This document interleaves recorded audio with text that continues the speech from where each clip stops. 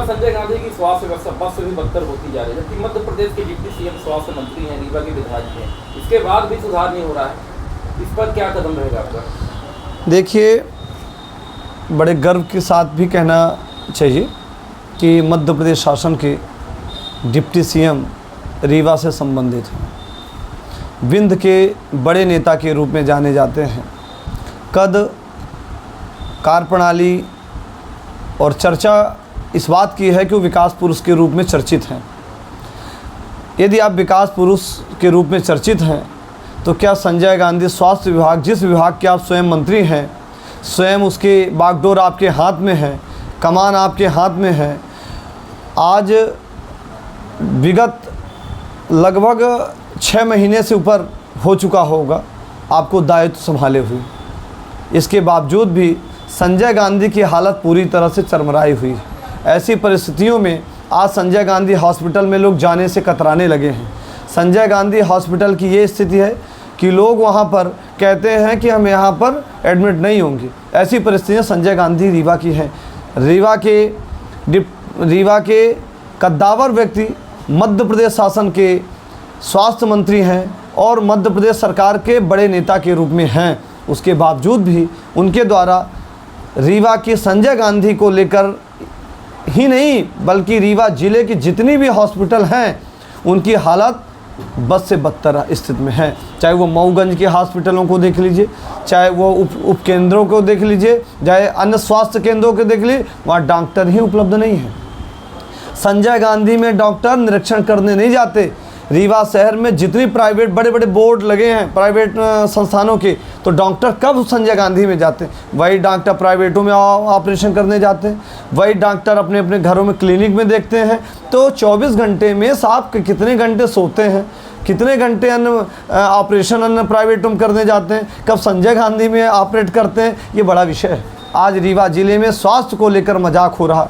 जिस देश में शिक्षा, स्वास्थ्य और न्याय के लिए लोग संघर्ष करते थे, जिस शिक्षा स्वास्थ्य को लेकर सर्वोपरि स्थान दिया जाता है, आज ऐसी परिस्थिति रीवा संजय गांधी की है कि जिनसे हमको बड़ी अपेक्षाएं थीं, आज उनकी अपेक्षाएं खरी नहीं उतर रही, वो अपेक्षाओं पर खरा नहीं उतर रहे। और बड़ी विडंबना की बात है कि माली है गद्दार चमन का कौन करे रखवाली। जिसके हाथ में बागडोर है, जिनके हाथ में कमान है, अब हम फरियाद किससे कहेंगे? आप तो डिप्टी सीएम हैं, उनको तो महत्वपूर्ण दायित्व है, तो ये अर्जी अदालत किससे करेगी आम जनता? आज आए दिन संजय गांधी में विवाद किससे निर्मित होती है? डॉक्टर आज अपनी मांगों को लेकर हड़ताल में है, जनता किसके पास जाए? अपनी मांगों को लेकर हड़ताल में किसके पास जाए? हर दिन जनता बिकती है, हर दिन जनता बहती है, हर दिन जनता पिटती है, हर दिन जनता लाचार की तरह, बेबस की तरह घूंट की खून के आंसू रोती है। आखिर जनता किसके पास अपनी फरियाद रखे? इस प्रकार की घटनाएं लगातार संजय गांधी में हो रही। संजय गांधी के पर्दा घोटाला, मेडिसिन घोटाला, सफाई घोटाला, कर्मचारियों के वेतन घोटाले, अन्य व्यवस्थाएं वहाँ चल रही हैं और लगातार आज आउटसोर्स के कर्मचारी भी वहाँ प्रताड़ित हो रहे हैं। आज आउटसोर्स के कर्मचारियों के रूप में वहाँ ब्लैकमेल किया जा रहा, वहाँ आज प्राइवेट कंपनियों को दे दिया गया मनमानी तरीके, साफ़ सफाई। संजय गांधी के आप ऊपर चले जाइए, संजय गांधी हॉस्पिटल की टंकी की सफाई नहीं हुई। जिसके स्वास्थ्य के लिए संजय गांधी को माना जाता है, वह पानी की सफाई, छत की आज तक नहीं हुई। आखिर किसके लिए? कौन देखेगा? कौन व्यवस्था समझेगा? तो इस प्रकार की लगातार घटनाएं संजय गांधी में हो रही। संजय गांधी हॉस्पिटल की दयनीय स्थिति है, इस पर शासन प्रशासन का ध्यान आप लोगों के माध्यम से कई बार आकृष्ट कराया गया है। जनता जनार्दन भी कई बार मुखरित होती है, अपनी आवाज़ बुलंद करती है। प्रशासन, सरकार आंकड़े देती है, अपनी खूबियां जन बताती है मीडिया के माध्यम से। कभी प्रेस कॉन्फ्रेंस में उन्होंने नहीं बताया कि हमारे रीवा में क्राइम हो रहे हैं, हमारे रीवा में संजय गांधी में लोग जाने के लिए कतरा रहे हैं। लोग मिनरवा हॉस्पिटल जाते हैं, 40/40 में प्राइवेट संस्थानें झोले में चल रहे हैं, छोटे छोटे संस्थानों चल रहे हैं। इनकी अनुमति कौन देता है? ना उनके पास साफ़ सफाई की व्यवस्था है, वहाँ बोर्ड मात्र डॉक्टरों के लगे हुए हैं। इस प्रकार की लगातार घटनाएं संजय गांधी में हो रही। स्वास्थ्य व्यवस्था को लेकर मीडिया के माध्यम से डिप्टी सीएम से क्या मांग करते हैं? देखिए, मीडिया के माध्यम से और जनता की तरफ से हम माननीय स्वास्थ्य मंत्री, मध्य प्रदेश के कैबिनेट और डिप्टी सीएम श्री राजेंद्र शुक्ल जी से अपेक्षा करते हैं कि एम्स के तर्ज में ये सुविधाएं यहाँ रीवा में मिलनी चाहिए। रीवा ज़िले की हॉस्पिटल नहीं है, ये समूचे विंध्य की हॉस्पिटल है। ये जब इसको जनता को सौंपी गई थी तब ये कहा गया था विंध्य के हॉस्पिटल।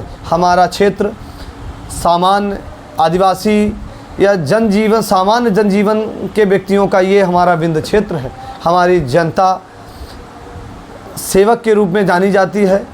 ऐसी सामान्य जनता जो हर क्षण विश्वास करती है अपने प्रतिनिधियों पर, तो निश्चित तौर से माननीय स्वास्थ्य मंत्री से हमारा अनुरोध है, आपके माध्यम से अपेक्षा है कि इसको एम्स के तर्ज में बनाया जाना चाहिए। इसकी स्वास्थ्य व्यवस्थाओं को लेकर मॉनिटरिंग की जानी चाहिए और लगातार मेडिसिन को लेकर, उपकरणों को लेकर, वहाँ पर डॉक्टरों को लेकर या अन्य हम डॉक्टरों के भी ये विषय में कि उनके खिलाफ़ कोई कार्रवाई नहीं होनी चाहिए, पर जनता के खिलाफ़ भी कोई कार्रवाई नहीं होनी चाहिए।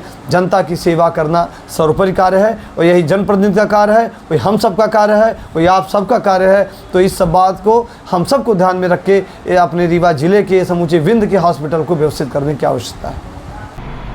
नमस्कार, मैं डॉक्टर अखिलेश पटेल, संचालक नेशनल हॉस्पिटल रीवा से।